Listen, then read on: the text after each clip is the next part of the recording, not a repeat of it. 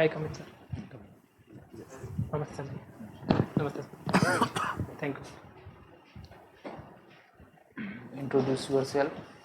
मेरा नाम सुबकेश मीणा है और मेरे गांव का नाम बुका, तहसील मलाना सर और जिला सवाई माधोपुर, राज्य राजस्थान है। जैसे 10th 2014 पास करी और मेरे 75.83% अंक थे उसमें। और सर मैंने जो 12th करी है वो 2016 में करी थी और उसमें मेरे अंक 74.40 थे। और मैंने BSc 2019 में पास आउट हूँ और उसमें मेरे 73.97 प्रतिशत अंक है। और मेरी MSc मतलब 2021 में हुई थी अंक थे और उसमें मेरा CGPA है 6 में से 6 करी है वो 2016 में करी थी और उसमें मेरे अंक 74.40 थे। MSc अभी 2024 में किया है और कुछ कर रहे हैं अभी उसके बाद? नहीं सर, MSc में मैंने 2021 में किया है 7।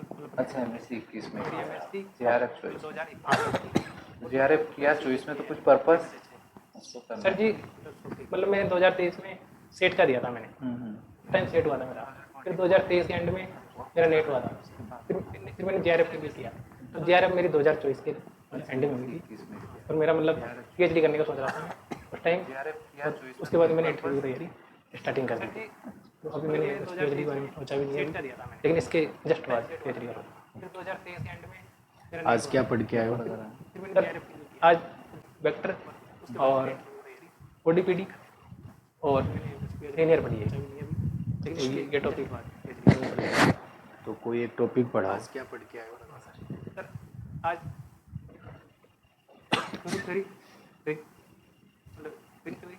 टॉपिक में आप बहुत अच्छा जानते हैं, कंफर्ट ऐसे टॉपिक को बताएं और लीनियर पढ़ी है। कैसे पढ़ाएंगे क्लास में ये स्टूडेंट? Topic okay sir. तो कोई एक टॉपिक पढ़ाओ।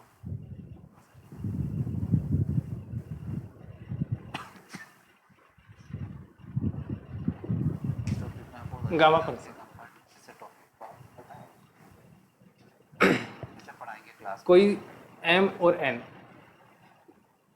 दो पॉजिटिव रेशनल नंबर है और एक डेफिनेट वो इनडेफिनेट इंटीग्रल है। गामा फंक्शन इनडेफिनेट इंटीग्रल है। कोई M और N 0 से इन्फिनेटिव दो x n-1 e की पावर -x dx और एक डेफिनेट वो जहाँ n ग्रेटर देन 0। ये इनडेफिनेट इंटीग्रल के द्वारा एक गामा फंक्शन डिफाइन किया जाता है। उससे अपन गामा n से लिखते हैं, मतलब गामा से डिनोट करते हैं x n-1 e की पावर -x dx। और इसे आइलर फर्स्ट इनडेफिनेट इंटीग्रल के द्वारा इंटीग्रल भी बोलते हैं। एक गामा फंक्शन डिफाइन किया जाता है। उससे अपन इस फंक्शन को आइलर फर्स्ट गामा इंटीग्रल भी बोलते हैं। तो गामा फंक्शन का कोई और रूप भी है ना सर? और इसे यहाँ m का मतलब क्या है? आपने m n दोनों q प्लस में बिलोंग करवाए, यहाँ पे इसका क्या सेंस है? m का n है सर, सॉरी सर, n है सर, n है। अच्छा, अब मैं यहाँ पे बात करूँ कि भाई कर्नेल क्या है? यहाँ पे देखा जाए तो कुछ कर्नल, हाँ कर्नल सर कर्नल यहाँ पे x की पावर n-1 की पावर ये -, कौन से ट्रांसफॉर्मेशन में आता है? ये सर उसमें आता है मतलब सर x की पावर p-1 टाइप का आता है। किस टाइप का ये कर्नेल? ये p-1 टाइप का कर्नल हो गया। तो ये कौन से ट्रांसफॉर्मेशन में आता है? ये आता है सर मेलिन में, x की पावर n-, मेलिन ट्रांसफॉर्मेशन। मेलिन ट्रांसफॉर्मेशन आता है। इसकी कोई प्रॉपर्टीज बता सकते हो मेलिन ट्रांसफॉर्मेशन की? हाँ सर, क्या क्या प्रॉपर्टीज होती हैं? एक तो वो स्केलर वाली होती है ना सर, किस टाइप का? एक तो जैसे मेलिन ट्रांसफॉर्मेशन होता है, ये कौन से ट्रांसफॉर्मेशन में आता है? ये आता है सर मेलिन में, मेलिन ट्रांसफॉर्मेशन। मेलिन ट्रांसफॉर्मेशन। इसकी कोई प्रॉपर्टीज बता सकते हो मेलिन ट्रांसफॉर्मेशन की? हाँ सर, इस टाइप का होता है। प्रॉपर्टीज होती हैं एक तो जहाँ पे जो कर्नल इसकी होती है, एक तो जैसे मेलिन ट्रांसफॉर्म के x, t फॉर्मेशन होता है, वो होती है x की पावर p-1 जब x ग्रेटर देन 0 और x लेस देन इक्वल 0 के लिए इसकी वैल्यू 0 होती है। इसके वैल्यू 0। हाँ, इस टाइप का होता है जहाँ पे जो कर्नल अगर मैं कर्नल को चेंज कर दूं, हाँ सर, तो क्या ट्रांसफॉर्मेशन बदल जाएगा? p-1, हाँ बिल्कुल सर, जब बदलेगा कर्नल चेंज करेंगे और x लेस देन इक्वल 0। क्या जैसे मान लो मैंने यहाँ पे कर्नल को लिख दिया e की पावर -px, कर्नल क्या लिख दिया? कर्नल को e की पावर माइनस टी एक्स हाँ, क्या हो जाएगा? ये बन जाएगा सर लाप्लास। लाप्लास बन जाएगा। हाँ बिल्कुल। और मैं हैंकल की बात करूँ तो एंकल के लिए सर मतलब कर्नल हो जाएगी X J new P X type. Kernel क्या लिख दिया? इस टाइप की कर्नल हो जाएगी। ये जे न्यू पी एक्स क्या है यहाँ पे? ये बन जाएगा सर ये लाप्लास बन जाएगा। ये सर और मैं हैंकल की बात करूँ फंक्शन है ना, उसके सॉल्यूशन है एंकल की। बेसल्स फंक्शन का हाँ सर सॉल्यूशन। कर्नल हो जाएगी। तो बेसल्स इक्वेशंस क्या होती हैं? सर जो बेसल इक्वेशन होती है इस टाइप की कर्नल हो जाएगी। ये जे न्यू पी एक्स क्या है यहाँ पे? जिससे ये फंक्शन बन के आए, जो दैट इज सॉल्यूशन बन के आए, ये बेसल्स इक्वेशंस क्या होती हैं? सर बेसल इक्वेशन इस टाइप की होती है। तो बेसल्स इक्वेशंस क्या होती हैं? सर जो बेसल इक्वेशन होती है इस टाइप की होती है और इसके दो सॉल्यूशन होते हैं जेन क्या ये x square minus n square होता है? हाँ sir a square minus n square लिखूँ या 1 माइनस एन स्क्वायर लिखूँ तो बेसल एक्स स्क्वायर आता है। इसके साथ कुछ वाई वगैरह कुछ नहीं आएगा। इस टाइप की होती है और इसके दो सॉल्यूशन होते हैं जेन क्या ये x square minus n square होता है? हाँ सर क्या इसी फॉर्म में रहेगा ये? ए स्क्वायर माइनस एन स्क्वायर लिखूँ या 1 माइनस एन सही स्क्वायर? सर यही मेरे से एक्स स्क्वायर आता है। इसके साथ कुछ वाई वगैरह कुछ नहीं आएगा। X square minus n square. Double integration की क्यों जरूरत पड़ी तुमको? डबल इंटीग्रेशन की क्या मीनिंग होता है बताएं उनके क्या बारे इसी फॉर्म में? सर मतलब सरफेस है कोई भी मतलब जो फाइनाइट होता है और उसका अपन एरिया निकालने के लिए मतलब इसको मतलब काम लेते हैं। डबल इंटीग्रेशन को कोई भी सरफेस है जो फाइनाइट है उसका एरिया फाइंड आउट करने के लिए सर मतलब लाइन से भी निकाल लेते थे हम, लाइन इंटीग्रल, हाँ सर लाइन से सिंगल इंटीग्रल। हाँ। तो इस पे ज़्यादा तो काम बढ़ाएं। और उसका अपन एरिया निकालने के लिए मतलब इसको मतलब काम लेते हैं। डबल इंटीग्रेशन को कोई भी सरफेस है जो फाइनाइट है उसका एरिया सर मेरे हिसाब से जैसे मतलब लाइन इंटीग्रल की कंपेयरिंग में मतलब सर वो डबल बार करके ना अपन मतलब इजीली निकाल सकते हैं। मतलब उसकी कंपेयरिंग में इससे अपन इजीली तरीके से सॉल्व कर पाते होंगे। जैसे रेक्टेंगल बनाइए आप। रेक्टेंगल सर मेरे हिसाब से जैसे आया था ना मतलब लाइन इंटीग्रल की कंपेयरिंग में मतलब सर वो रेक्टेंगल स्क्वायर डबल बार करके ना अपन मतलब इजीली निकाल सकते हैं। मतलब उसकी कंपेयरिंग में इससे अपन इसके पॉइंट दे दो इनको A B C D. Solve कर पाते होंगे। जैसे रेक्टेंगल बनाइए आप। रेक्टेंगल अब इसका एरिया निकालना होता है तो जैसे नॉर्मली आप क्या करेंगे? एरिया निकालने के लिए कुछ भी बना लंबाई गुणा चौड़ाई। लें। वो आप जो अपन इंटीग्रल की बात चल रही है इसी में ही बात कर रहे हैं, ए बी सी डी। हाँ अब इसका सर इसमें अपन नॉर्मली आप क्या करें? मतलब इसको मान लेंगे एक्स एक्सिस ठीक है। और इसको वाई मान लेंगे ना लंबाई गुणा चौड़ाई। फिर ऐसे करके अपन वो आप जो अपन इंटीग्रल की जो बात फंक्शन है जो एक्स और वाई में जैसे इस टाइप से होता है ना। नहीं, वो हम सिर्फ ये डिफरेंस ही पूछना चाह रहे थे आपसे कि आप खुद ही देखें समझे कि क्यों लाइन और सरफेस की हमें रिक्वायरमेंट। इसको मान लेंगे एक्स एक्सिस ठीक है। और इसको वाई मान लेंगे ना।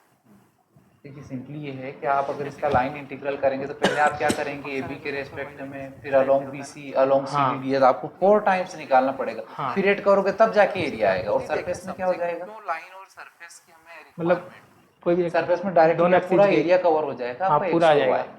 तो आपने लिखा हुआ है डबल इंटीग्रेशन लाइन इंटीग्रल करेंगे तो पहले आप क्या f x comma y d x d y हाँ सर तो सिंगल इंटीग्रल किसको रिप्रेजेंट करता है? टाइम्स निकालना पड़ेगा। फिर एड करोगे तब जाके ये वाला हाँ डी एक्स डी वाई हाँ एरिया को ना मतलब कोई भी सरफेस में डायरेक्टली पूरा एरिया कवर हो जाएगा। एरिया को रिप्रेजेंट करता है। मतलब इससे एरिया निकालते हैं अपन। इससे एरिया निकालते हैं। Double integration d x d y function की वैल्यू क्या होती है इसमें? हाँ सर फंक्शन की वैल्यू अगर डबल इंटीग्रेशन में आप एरिया निकालते तो ये फार्मूला होता है इसका।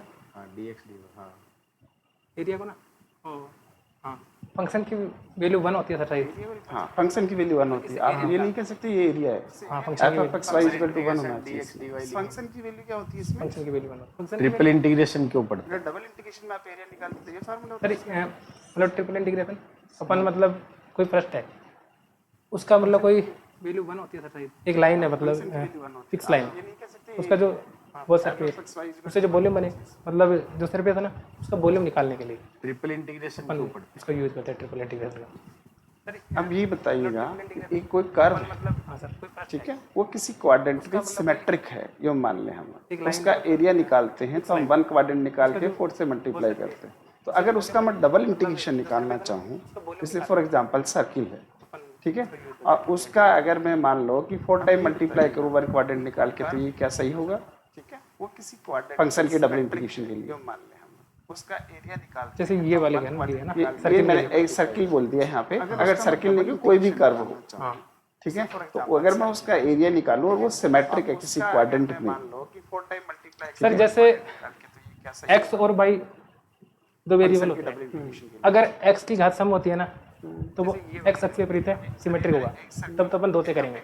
लेकिन अगर दोनों अक्षों के विपरीत सममित होगा, सिमेट्रिक होगा, तो अपन 4 से करेंगे। नहीं, मेरा कहने का मतलब ये नहीं है, मेरा कहने का मतलब दूसरा है। मेरा कहने का मतलब ये कि जो अपन फंक्शन लेते हैं डबल इंटीग्रेशन और एरिया, x की घात तो कई बार हम क्या करते हैं कि डबल इंटीग्रेशन में तो पूरा इंटीग्रेशन करके सॉल्यूशन निकालते हैं, और जब एरिया फाइंड आउट करते हैं तब हम क्या करते हैं कि डायरेक्टली क्या करते हैं, सिमेट्रिक से 1 क्वाड्रेंट का निकाल के 4 से मल्टीप्लाई कर दिया, या आप क्या करते हैं जैसे मान लो एक्सिस के परिसम्मित है तो वो क्या होता है, जैसे मान लो 1 के रेस्पेक्ट में करके डबल से मल्टीप्लाई कर दिया। कई बार हम क्या करते हैं कि डबल इंटीग्रेशन में, तो इन दोनों में डिफरेंस क्या है, ऐसा क्यों करते हैं हम लोग? और कई बार हम सर्किल के लिए नहीं कर पाते हैं ऐसा, और डबल इंटीग्रेशन में नहीं कर पाते हैं और अपन एरिया निकालने में कर लेते हैं, ऐसा क्यों कर पाते हैं? जैसे मान लो एक्सिस के इसमें क्या डिफरेंस बता पाओ? तो क्या होता है जैसे मान लो 1 के रेस्पेक्ट में करके डबल से के बारे में सर अभी मेरे को पता नहीं आपको, इन दोनों में डिफरेंस। और जैसे इसके बारे में मैं आपको बता देता हूँ, क्योंकि function f of x y होता है, जरूरी नहीं कि हर एक क्वाड्रेंट में वो इवन फंक्शन को होल्ड कर रहा हो हमारे पास में, ठीक है, उसकी वैल्यू डिफरेंट हो सकती है डिफरेंट क्वाड्रेंट में, इसलिए हम उसको सिमेट्रिक प्रॉपर्टी से यूज नहीं कर पाते।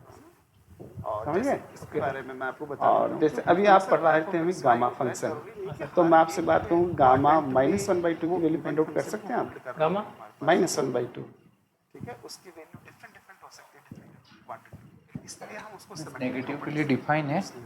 नेगेटिव के लिए सर जैसे गामा -n की वैल्यू इनफाइनाइट होती है। जैसे अभी आप पढ़ रहे थे हमें गामा, जैसे मैं कह रहा हूँ गामा -1/2 डिफाइन कर सकते हो, की वैल्यू फाइंड आउट कर सकते हैं आप? गामा -1/2 इसकी वैल्यू होती है कोई? एक मिनट रुको सर, नेगेटिव के लिए डिफाइन है। नेगेटिव के लिए सर जैसे गामा -n की वैल्यू इनफाइनाइट होती है। नहीं, जैसे मैं कह रहा हूँ गामा -1/2 डिफाइन कर सकते हो, इसकी वैल्यू होती है कोई? एक मिनट,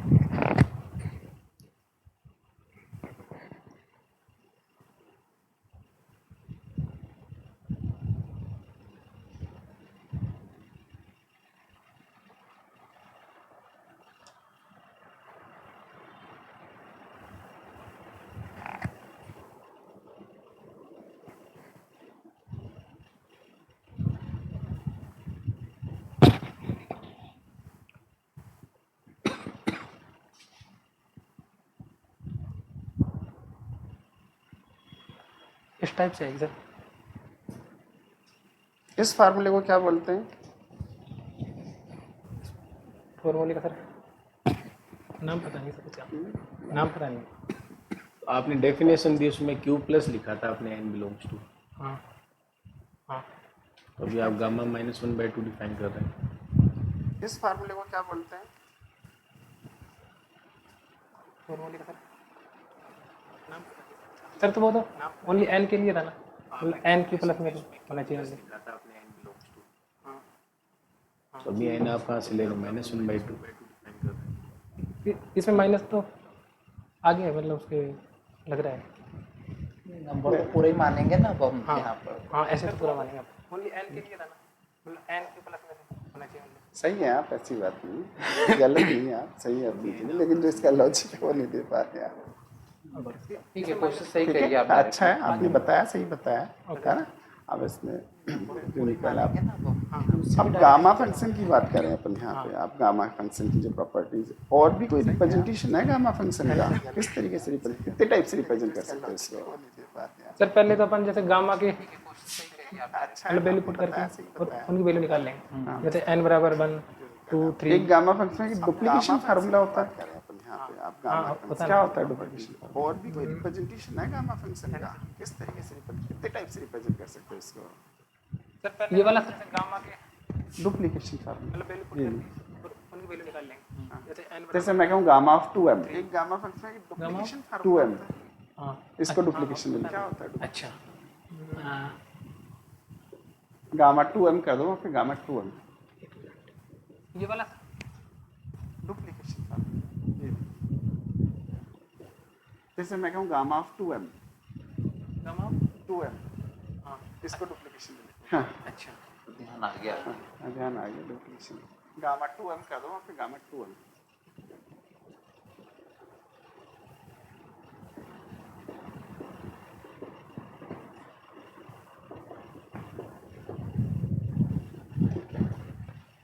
ये गामा 2 बीटा फंक्शन को हम गामा फंक्शन की फॉर्म में लिख सकते हैं। बिल्कुल बिल्कुल लिख सकते हैं। हाँ सर। तो बीटा फंक्शन की डेफिनेशंस क्या होती हैं? बीटा फंक्शन में जैसे सर कोई m और n हाँ, दो पॉजिटिव मतलब नंबर है, दो पॉजिटिव नंबर है। बीटा फंक्शन को हम गामा फंक्शन की फॉर्म में लिख सकते हैं। बिल्कुल लिख सकते हैं। हाँ सर। और एक डेफिनेट इंटीग्रल फंक्शन की डेफिनेशंस क्या होती हैं? बीटा फंक्शन में जैसे सर कोई m और n हाँ, दो पॉजिटिव मतलब नंबर है, दो पॉजिटिव नंबर है। 0 से 1 x की power m minus 1 1 minus x की पावर n माइनस 1 dx। यदि m और n दो पॉजिटिव नंबर है और डेफिनेट इंटीग्रल के द्वारा हम बीटा फंक्शन को 0 से डिफाइन करते हैं। अगर मैं लिमिट को 0 टू इन्फानिट कर दूं, x की power m minus 1 1 plus x की power m plus n dx लिखूं तो क्या ये बीटा फंक्शन है? दो पॉजिटिव नंबर है 0 से इन्फानिट x की पावर बीटा फंक्शन को m minus 1 upon 1 plus x की power m plus n, x की बिल्कुल power sir, m beta minus function 1 है बीटा फंक्शन, x की power m plus n dx लिखूं तो क्या ये बीटा फंक्शन बीटा है? फंक्शन है सर 0 से इन्फानिट x की पावर बीटा फंक्शन है। m माइनस 1 और क्या पढ़ के आए हो?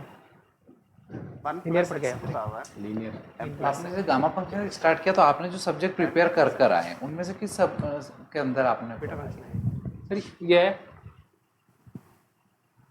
Integral transfer beta function calculus के अंदर।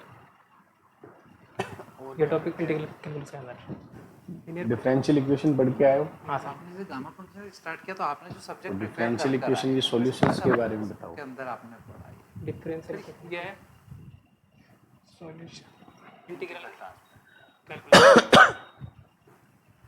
ये टॉपिक इंटीग्रल कैलकुलस के अंदर।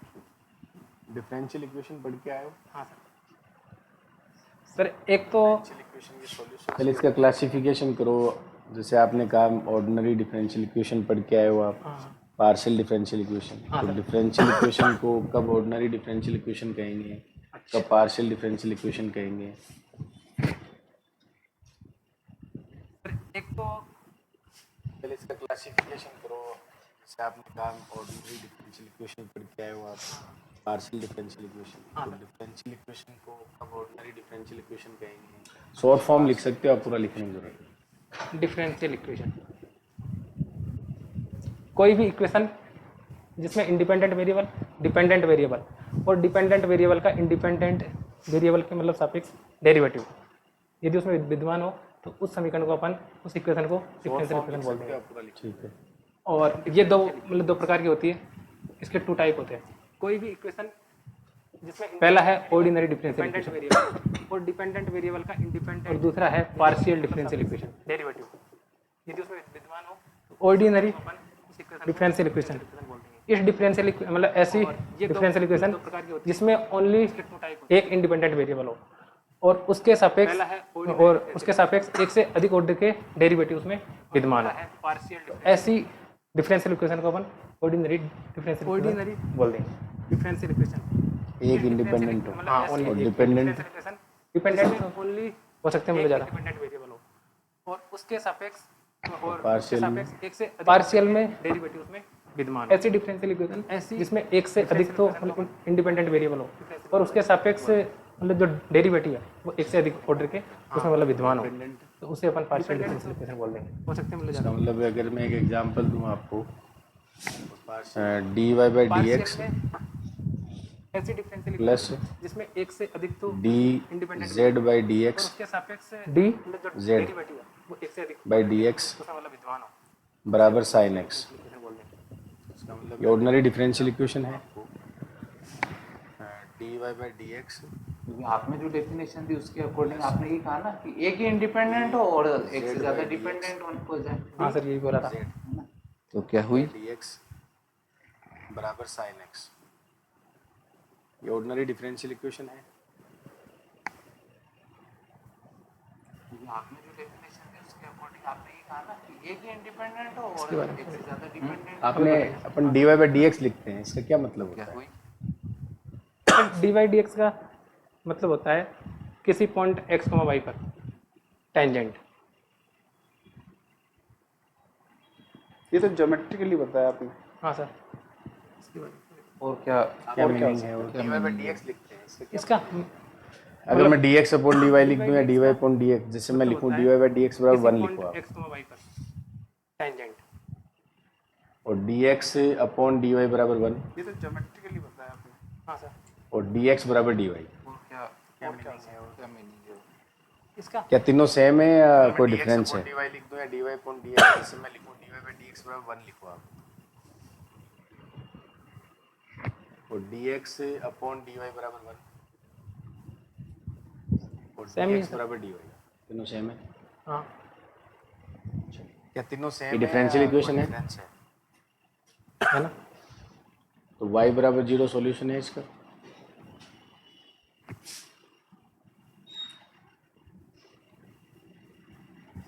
सेम ही है सर। तीनों सेम है। हाँ ये वाई differential बराबर equation है। 0, हाँ, जब एक्स 0 करेंगे वाई 0 तो सी 0 आ जाएगा। बराबर 0 सॉल्यूशन है इसका। ऐसा solution.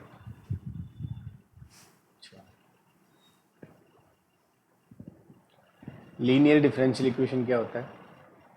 Sir linear differential equation मतलब ऐसी डिफरेंशियल इक्वेशन जिसमें डिपेंडेंट वेरिएबल और उसके डेरिवेटिव उनकी मतलब पावर बनो, और डिपेंडेंट वेरिएबल और उनके डेरिवेटिव मतलब मल्टीपल के रूप में नहीं आए।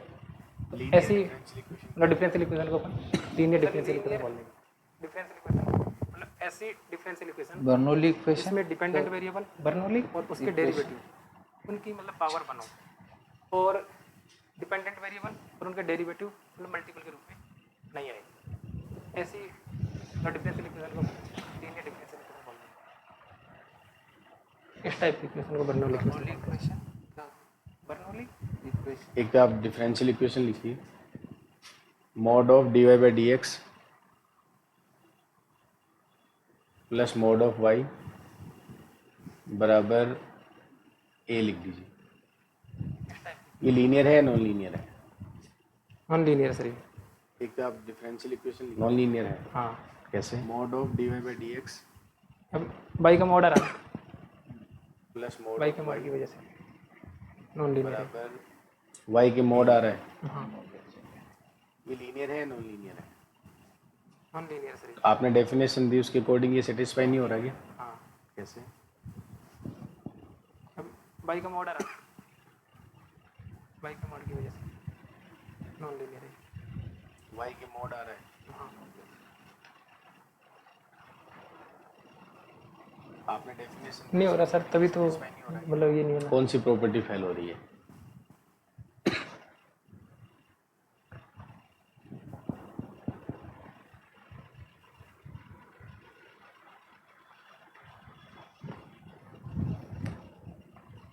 इसका अभी तो नहीं हो रहा सर, चलिए आ जाइए। मतलब ये नहीं हो रहा। कौन सी प्रॉपर्टी फेल हो रही है?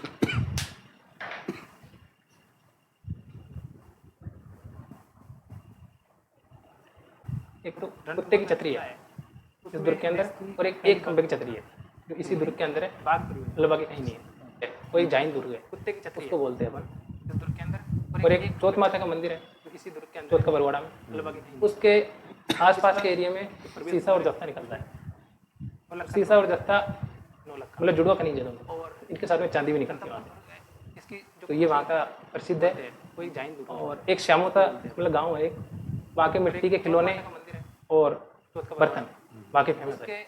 आसपास के एरिया में अपने अभी गवर्नमेंट ने न्यू एजुकेशन पॉलिसी लगाई है, मतलब जुड़वा खनिज है दोनों। तो उसकी क्यों रिक्वायरमेंट पड़ी, और अगर उसमें प्रसिद्ध है क्या अच्छे प्रभाव हैं एक श्यामोता या उसमें कुछ कमियां हैं, के खिलौने बता सकते हैं कुछ? सर नेशनल एजुकेशन पॉलिसी है, उसमें 3 भाषाओं का जिक्र है। अभी तो जो तीसरी भाषा है वो अपनी मातृभाषा है।